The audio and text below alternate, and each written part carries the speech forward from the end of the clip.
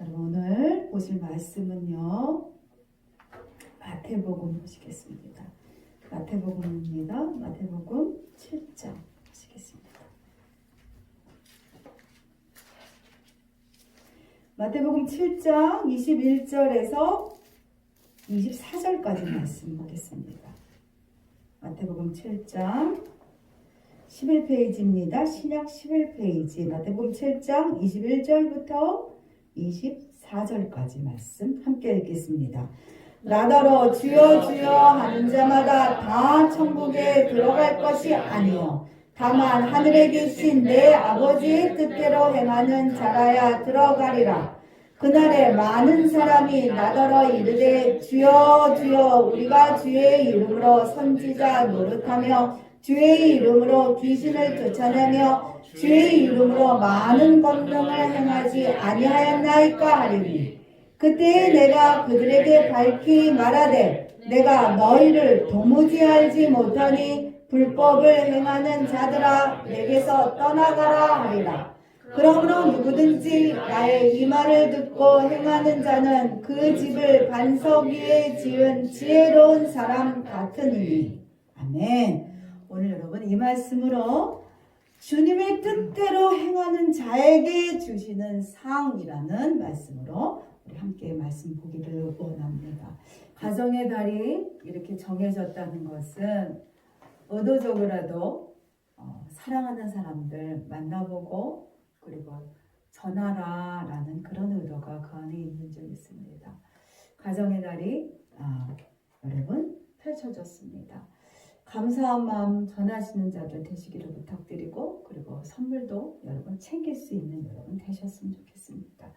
소소한 사랑을 전달하고 받을 때 우리는요 내가 대단히 소중한 자구나 깨닫게 된다는 거지요. 그러면서 스스로에게 위로를 받게 됩니다. 그런 가운데서도요 우리 이 소중한 가정을 깨트리는 자들이 있었다는 거지요. 그들은요 불법을 행하는 자들이다 라고 성경은 얘기하고 있습니다. 얼마 전 한 교회에서 성도들에게 인분을 먹였다는 것이 폭로돼서 논란이 일었던 사건을 여러분 아시는지요? 끔찍한 사건이죠. 이 교회는요 비정상적이고 과학적인 훈련을 통해 신도들을 훈련했고요. 그리고 착취까지 했습니다. 이것은 일종의 글루밍 범죄였다는 거지요. 그들은요 리더십 훈련이라는 목적 아래 자신의 인분을 먹게 했어요. 아주 끔찍하지요. 있을 수 없는 일입니다. 그리고 공동묘지에 가서 매 맞기로 프로그램이 하나 있답니다. 그리고 차 트렁크에 갇혀있기 그리고 뜨거운 찜질방에 오래 견디기 이런 훈련들을 강요했다는 거지요. 참으로 어처구니 없는 행동들입니다. 이런 것들을 강요한 자나 그리고 그것들을 따라서 하면서까지 그곳에 남아있는 성도들이 하나같이 다 한심하고 어찌 보면 참으로 불쌍한 자들입니다. 여러분 우리는요 우리가 따라갈 것은요 사람이 아니에요. 우리가 따라갈 것은 예수뿐입니다. 우리가 예수만 따라가야 돼. 많은 사람들이 간다 할지라도 그 길이 예수가 가신 길이 아니라면 여러분 그 길은 멸망의 길입니다. 사람들은요 예수 바라보는 거 이게 되게 수고롭단 말이에요. 예수만 바라보는 거 수고로워요. 눈물이 줄줄줄줄 납니다. 그러니까 그 수고로움을 하기 싫은 거예요. 눈물 흘리기 싫은 거예요. 그러다 보니까 내 눈에 보이고 쉽게 길과 방법을 가르쳐 주는 자들을 쫓아가게 된다는 거죠. 그런데 아쉽게도 그들은 양의 탈을 쓴 늑대라는 거예요. 그런데 예수의 안경을 이미 버린 자들은 그들을 분별하지 못하게 됩니다. 안경을 쓰신 분들은 아실 겁니다. 안경을 쓴다는 게 되게 이게 번거롭습니다. 콧등도 아프고요. 귀도 아프고요. 이게 안경 쓴다는 게 참 어렵습니다. 그런데도 불구하고 우리가 안경을 쓸 수밖에 없는 것은 안경을 안 쓰면 일상적인 생활에 곤란하기 때문에 정상적으로 일상적인 생활을 하기 위해서는 눈이 나쁜 사람들은요, 안경은 필수입니다. 그래서 불편해도 안경을 쓰는 거지요. 마찬가지로 우리의 이 육신의 눈, 이 눈은요, 이 육신의 눈은요, 여러분, 욕심의 눈입니다. 어찌 보면. 그리고 내가 보는 이 눈은요, 정확하지 않다는 거예요. 내가 보는 눈은요, 내가 보고 싶은 것만 봐요. 똑같은 걸 볼지라도, 똑같은 화면을 볼지라도 내가 보고 싶은 것만 본단 말이에요. 그렇기 때문에 이 내가 보는 이 눈은 정확하지 않습니다. 편협합니다. 여러분, 이기적입니다. 그렇기 때문에 보고 가지만 잘못된 길로 가게 된다는 거예요. 그렇기 때문에 불편해도 귀찮아도 얘들아, 예수의 안경을 써. 그래야 네가 보는 눈에 달라질 수 있어. 분별이 생길 수 있어. 그렇게 얘기하는 겁니다. 예수를 통해 가는 천국의 길은요, 통로가 참으로 협착하다는 거예요. 예수가 가신 그 천국의 길, 예수가 우리에게 보여주며 따라오라 말씀하시는 그 길은 참으로 좁다는 겁니다. 그러니 가기가 싫은 거예요. 얼마나 빡빡한 동굴을 들어가려고 보세요, 여러분. 얼마나 이게 버겁습니까? 가기가. 그럴 때 갈 수 있는 방법은 뭐냐 하면 나를 좀 홀쭉하게 만들어야 돼. 내가 가지고 있는 것을 다 내려놔야 돼. 필요 없는 것은 다 떨쳐버려야 돼요.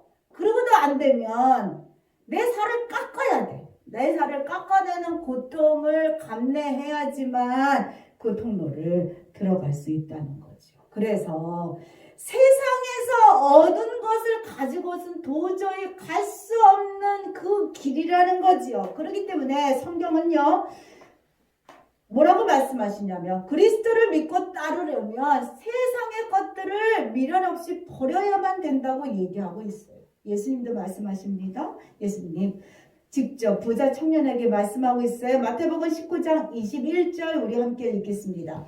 예수께서 이르시되 내가 온전하고자 할진대 가서 내 소유를 팔아 가난한 자들에게 주라. 그래하면 하늘에서 보화가 내게 있으리라. 그리고 와서 나를 따르라. 예수님 말씀하고 있다는 거예요. 나를 따르라면 네가 갖고 있는 보물, 재화, 돈을 좀 버려. 그리고 나를 따라와. 이 소리를 이 부자가 들었어요. 그런데 가는데 표정 보세요. 얼마나 심각하고 불편해요. 이 부자는요, 천국을 들어갈 수 있는 조건을 들었지만 자신이 갖고 있는 소유에 대한 그 소유를 버리지 못함으로 인하여 좁은 문을 들어가는 것을 포기하게 된다는 거죠. 여러분, 소유에 대한 애착을 버리지 않고서는 천국을 갈 수 없어요. 그런데도 불구하고 뻔뻔한 사람들은요, 대부분의 세상 사람들은 자기가 갖고 있는 소유를 버리지 않고도 어떻게 하면 천국에 가고 싶단 말이에요. 그러므로 인하여 그 방법을 알려주는 미혹의 늪에 쉽게 빠진다는 겁니다. 그리고 쉽게 미래에 대하여 알고 싶기를 원해요. 그러므로 인하여 그들이 하는 행동이 뭐냐? 점쟁이를 찾아가는 거예요. 많은 사람들이 점쟁이를 찾아갑니다. 무당을 찾아가죠. 쉽게 길을 알고 싶어서 그런 거예요. 그리고 거짓 선지자의 미혹에 쉽게 넘어갑니다. 여러분, 마태복음 7장 13절부터 15절 읽겠습니다. 좁은 문으로 들어가라. 멸망으로 인도하는 문은 크고 그 길이 넓어 그리로 들어가는 자가 많고 생명으로 인도하는 문은 좁고 길이 협착하여 찾는 자가 적음이라.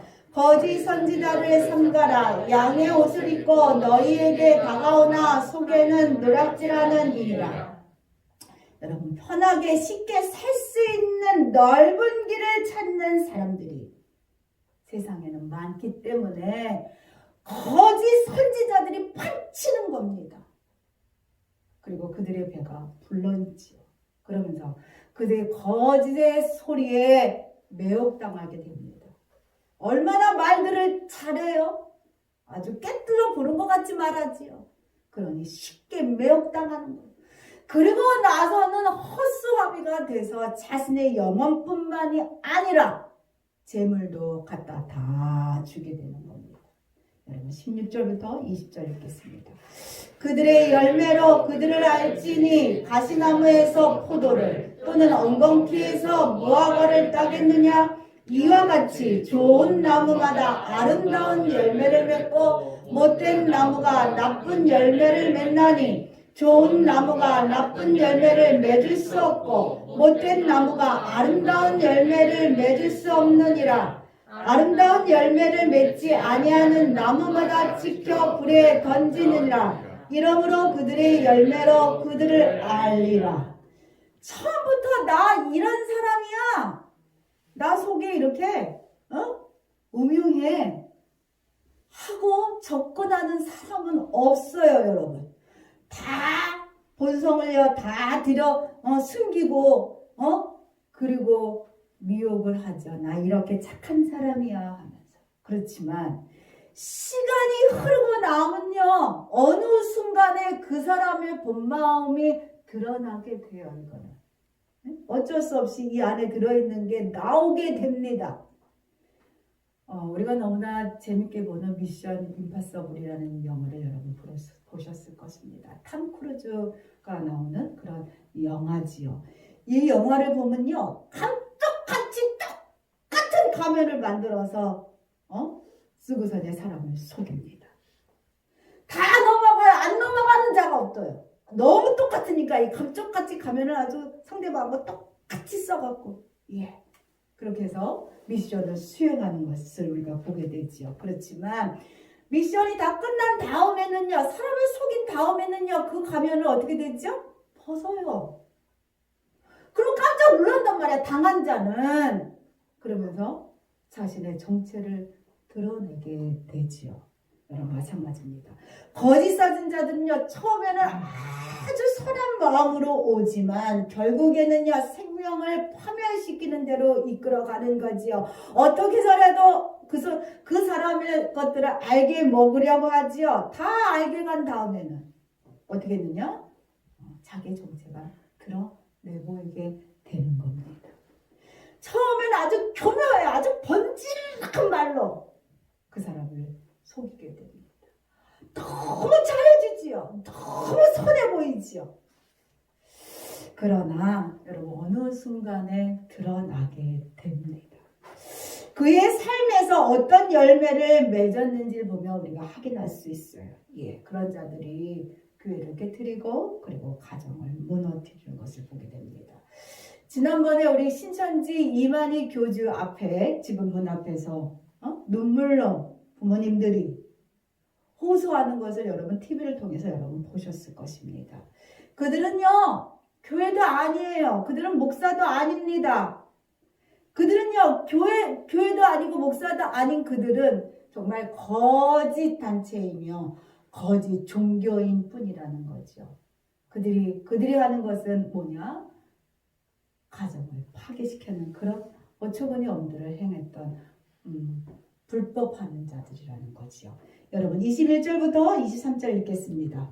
나더러 주여 주여 하는 자마다 다 천국에 들어갈 것이 아니고 다만 하늘에 계신 내 아버지의 뜻대로 행하는 자라야 들어가리라. 그날에 많은 사람이 나더러 이들의 주여 주여 우리가 주의 이름으로 선지자 노릇하며 주의 이름으로 귀신을 쫓아내며 주의 이름으로 많은 권능을 행하지 아니하였나이까 하리니 그때에 내가 그들에게 밝히 말하되 내가 너희를 도무지 알지 못하니 불법을 행하는 자들아 내게서 떠나가라 하리라. 여러분 주여 주여 하며 아주 영적인 것 같이 홀리한 듯 아주 종교적 열심으로 그렇게 일하는지라다.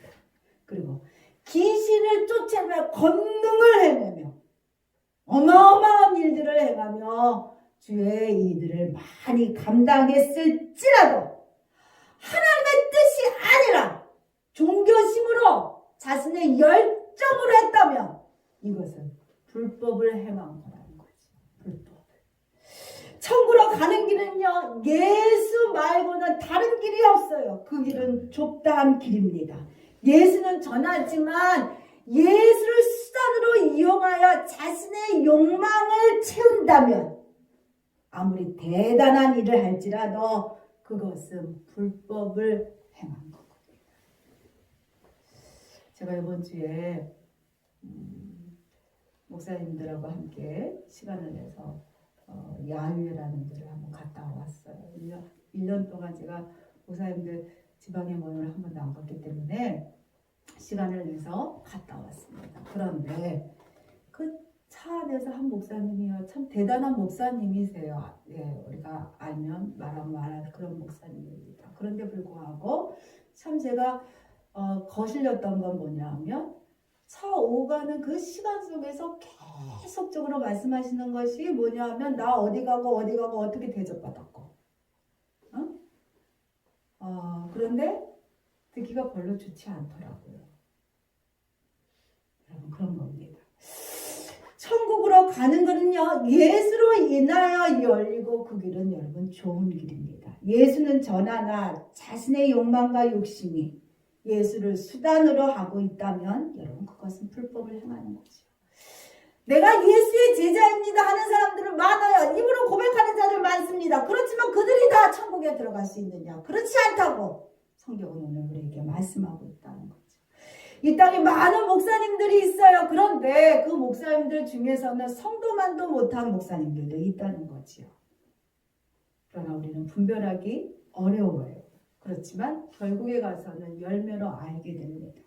어느 순간 예수보다 자신의 욕망이 앞서게 되는 것을 우리가 알게 된다는 거죠. 여러분, 저도 마찬가지입니다. 저도 어렵습니다. 저도 마찬가지예요. 저도 인간입니다. 여러분. 그렇지만 어렵지만 예수님보다 앞서가지 않으려고 애를 쓴다는 거죠. 그래서 내 안에 있는 본성인 욕심이 나오지 않게 하려고 계속적으로 내 안에 있는 그것들의 밑둥을 치는 작업을 계속적으로 몸부림치며 기도하며 하나님 앞에 매달린다는 겁니다. 그래야지만 밑둥에서 싹이 나지 않기 때문에. 싹이 났다면 이거는 큰일 나는 일이에요. 그렇기 때문에 싹이 나기 전에 계속적으로 욕심의 밑둥을 계속 치는 작업을 우리는 몸부림치며 주 앞에 해야만 되는 겁니다. 그래서 교회도 센터도 어쩌건 간에 투명하게 운영하라고. 누가 봐도, 누가 볼지라도 정말 투명하게 잘 운영하고 계시는구나. 사람을 보기 위하여 그런 건 절대로 아니에요. 하나님 보기에 합당하게 하기 위하여 그렇다는 거죠. 그렇기 때문에 철저하게 재정적인 선긋기를 내 스스로 계속 하는 거예요. 저도.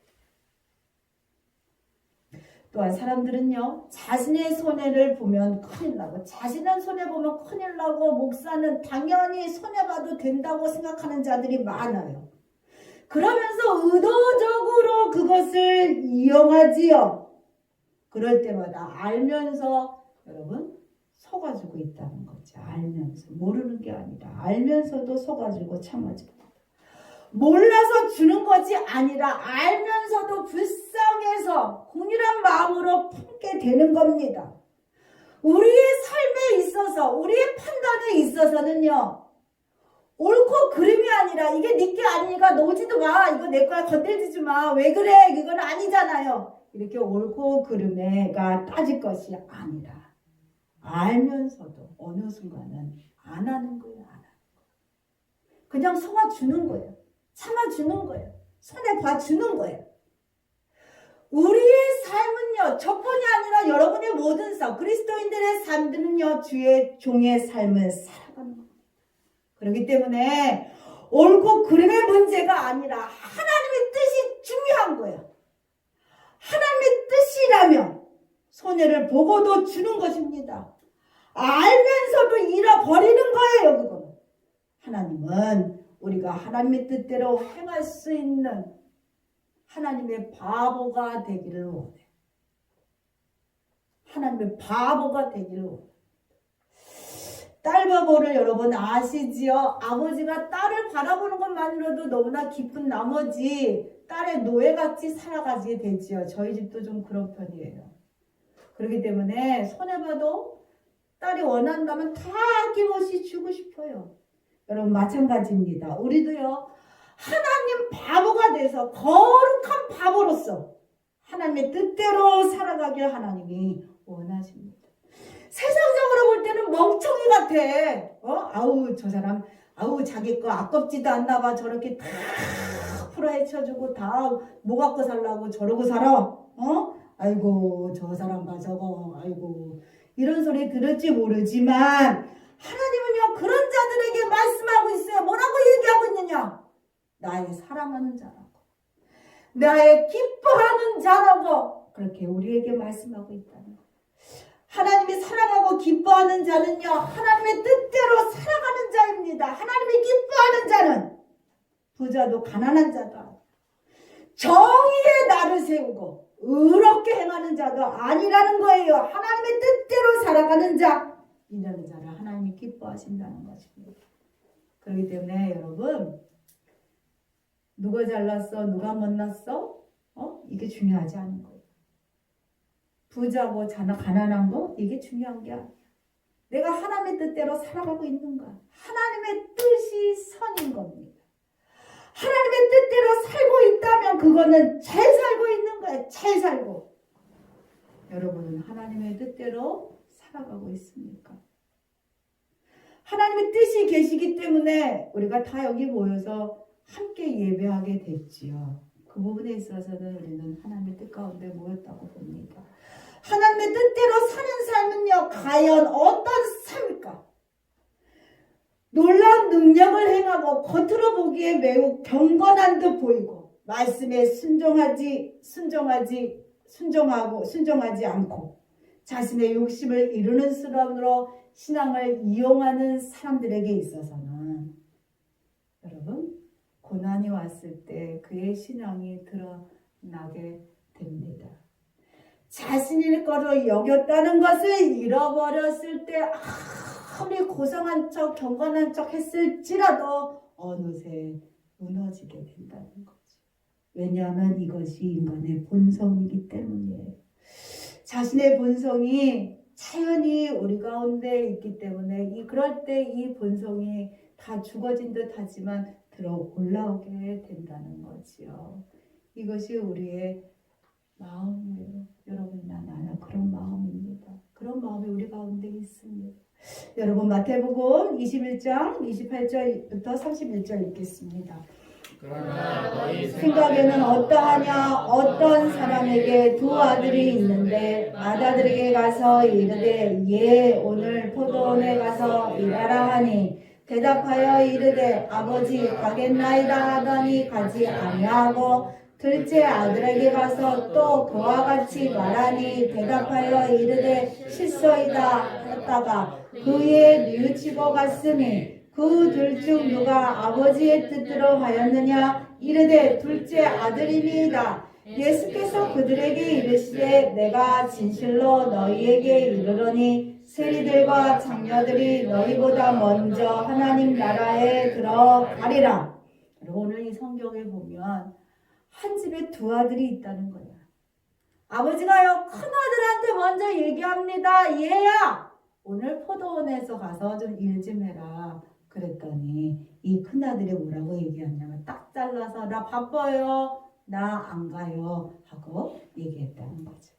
그러자 아버지가 둘째 아들에게 얘기합니다. 둘째야 네가 가서 오늘 포도원 가서 일하렴. 그렇게 얘기합니다. 그때 둘째는요. 아버지가 다 큰아들만 챙겼단 말이야. 큰아들. 그러니까 아버지는 나를 안 사랑하고 큰아들만 형만 사랑해. 그러니 나도 가기 싫어. 나 안 갈래. 그랬어요. 그래서 아버지한테 아버지 나 안 갈래요. 나도 안 갈래요. 그랬단 말이야. 그런데 시간이 좀 지난 다음에요. 이 둘째가 생각해보니 안 되겠다. 그러면 아버지가 속상하겠지. 에휴, 그래 내가 가야 되겠다. 그래 아버지는 형만 생각하는 것 같지만 어떤 때 보면 나도 나를 사랑하는 것을 그러니까 느껴져. 그래 내가 아버지 바라보고 가야지. 아버지 말씀에 순종하고 가야지 하며 이 둘째가 누이쳤다는 거예요. 그러면서 아버지 말씀대로 순종하여 포도원에 가서 일하게 되었답니다. 그럴 때 여러분 누가 아버지 뜻대로 행한 자라고 성경은 얘기하고 있습니까? 여러분 둘째 아들인 거예요. 둘째 아들. 결국 아버지 뜻대로 하나님 말씀에 순종한 것은 여러분 둘째입니다. 우리 삶의 기준으로요 시시비비를 따지기보다는 아버지가 말씀하실 때 아버지 뜻에 아멘 할 때 우리가 그게 복되다는 겁니다. 세상적으로 볼 때는 그것이 아니야. 이건 이거고 이건 이거잖아. 우리가 이렇게 편가르고 우리가 따져댈 수 있어요. 그렇지만 아버지께서 이렇게 해라 말씀하시면 그것이 맞다는 겁니다. 우리는 아버지의 자녀이기 때문에 하나님 말씀 가운데 순종하길 하나님이 원한다는 거지요. 아멘 하고 순종할 때 하나님의 뜻이 이 땅 가운데 이루어지는 거예요. 하나님은요 우리를 사랑하시는 분입니다. 그러므로 무엇보다도 우리의 사랑을 하나님이 확인하시기를 원해. 그 확인이 뭘로 확인되느냐? 순종으로 확인된다는 거예요. 그러므로 하나님의 뜻대로 이룬 자들에게 아버지가 최고의 선물을 주신다는 거예요. 이게 뭐냐? 최고의 선물이 뭐냐? 금은 부하라 라고 생각할 수 있지만 아버지가 주시는 최고의 선물이 뭐냐? 좁은 문으로 들어갈 수 있도록 나를 홀쭉하게 만들어준다는 거야. 여러분 착각하지 마셔야 돼요. 우리 세상의 선물 아주 돈 많은 거 황금덩어리 막 이런 거 생각하잖아. 아버지가 우리에게 주시고자 하는 최고의 선물은 뭐냐 하면 좁은 문으로 좁은 길로 들어갈 수 있도록 우리를 만들어 주신다는 거예요. 이게 최고의 선물이에요. 아무나 좁은 문으로 좁은 길로 들어갈 수 없다는 거죠. 그런데 좁은 문으로 좁은 길로 들어와야지만 천국에 갈 수 있어요. 그리할 수 있도록 우리를 만들어 주신다는 거예요. 우리를 홀쭉하게 만들어 주신다는 거예요. 그 의리에 서 있다는 것은 나의 것을 여겼던 것을 기쁨으로 포기하고 나눌 수 있는 힘. 나의 것으로 여겼지만 기쁨으로 포기하고 그것들을 필요한 자들에게 나눌 수 있는 힘을 하나님이 내게 주신다는 거예요. 여러분 이게 최고의 선물이에요. 이게. 지난주에 어버이날이 있었잖아요. 저희 집 아이들이요. 모처럼 아주 총 같아요. 돈을 많이 썼어요. 많이 써서 선물을 주셨습니다. 그러다 보니까는 큰 댁에 가야 하는데 큰 댁에는 돈 쓰고 싶지 않은 거예요. 돈이 없으니까. 그래서 제가 그랬어요. 투자하지 아니하고 선물을 들고 가지 아니하려면 다음에 가라. 어버이날 가지 말고 다음에 가는 게 좋겠다. 그렇게 말했습니다. 그리고 나니까 좀 아이가 안 됐어요. 이 용돈도 없어갖고 쩔쩔매는 그 아이가 안 됐어서 제가 이렇게 용돈을 챙겨줬어요. 그랬더니 그걸 가져가서 선물을 이것저것 사서 큰 집뿐만이 아니라 자기와 함께하고 있는 선생님들 이렇게 선물을 나눠주고 돌아왔단 말이에요. 그러면서 하는 말이 뭐라고 했냐면 이렇게 드리고 나니 자신도 너무나 기쁜 하루였다는 거예요. 여러분 그것입니다. 내 것은 주기 싫고 남의 것을 갖고 싶어하는 게 인간의 본성이야. 본성이거든. 어떻게 하든지 내 것을 더 누리고 싶은 거. 어떻게 해서라도 남을 착취해서라도 남을 속여서라도 내 것을 누리고 싶은 것이 인간의 본성입니다. 그렇기 때문에 양의 탈을 쓴 늑대 같은 거짓 선지자들이 판치는 거예요. 어떻게 해서라도 그것들을 양들을 우매한 양들을 속여서 챙겨서 자기 그 배를 부르고 싶은 목자들이 많다는 거지요. 그렇기 때문에 그것들이 자꾸 이슈화 되는 거지요. 이것이요 인간의 본성이에요. 인간이라는 자는 다 이런 본성이 있는 거예요. 하늘같이 높이 보이는 목사일지라도 대형교회 아주 그 높은 강단에 서 있는 그런 목사일지라도 다 그런 본성이 우리 가운데 다 있는 겁니다. 그 본성을 어떻게 다스릴 수 있는가? 여러분, 예수를 바라봐야만 되는 거예요. 예수가 어떻게 사셨는지, 예수가 어떻게 가셨는지, 예수를 바라볼 때 우리가 이 본성을 뛰어넘게 되는 겁니다. 하나님이 그러기를 원하셔. 예수를 바라보며 우리의 본성이 뛰어넘기를 원하십니다. 이렇게 주님의 뜻대로 행하는 자들에게 하나님이 최고의 상을 주신다는 겁니다. 이게 뭐냐? 천국이야. 여러분, 히브리서 11장 26절 읽겠습니다. 그리스도를 위하여 받는 수모를 애굽의 모든 보화보다 더 큰 재물로 여겼으니 이는 상 주심을 바라봅니다. 우리는요, 하나님을 믿으셔야 돼요. 하나님의 바보가 돼야만 되는 거예요. 하나님은요, 언제나 우리 바보야. 내 바보가 하나님이야. 하나님은 우리만 보고 계셔. 그러면서 하나님과 바라보고 있는 하나님의 눈동자와 내가 하나님을 바라보고 이 눈동자가 맞아지기를, 눈맞춤이 일어나기를, 이 관계가 일어나기를 하나님이 원하신다는 거죠. 그래서 하나님 바라보는 바보가 될 때, 하나님의 뜻대로 행할 수 있는 거룩한 바보가 될 때 하나님은 우리에게 상을 주신다는 거예요. 상을. 여러분, 하나님의 뜻을 분별하고 행하시는 여러분 되시기를 부탁을 드립니다. 하나님은 우리에게 상 주신 분이죠. 하늘의 상이 여러분 커요. 그러니 이 땅 가운데 조금 손해볼지라도 억울하지요. 답답하지요. 저도 마찬가지예요. 알면서 속아주면서 알면서 빼앗길 때 어떻게 보면 인간적으로 보면 빼앗기는 거죠. 그렇지만 하나님 입장에 볼 때는 베푸는 겁니다. 예. 그럴 때 하늘의 상이 여러분 크다고 말씀하셔요. 예. 하늘의 상을 바라보며 여러분 하나님의 뜻대로 행하시는 여러분 되시기를 부탁드립니다. 아멘.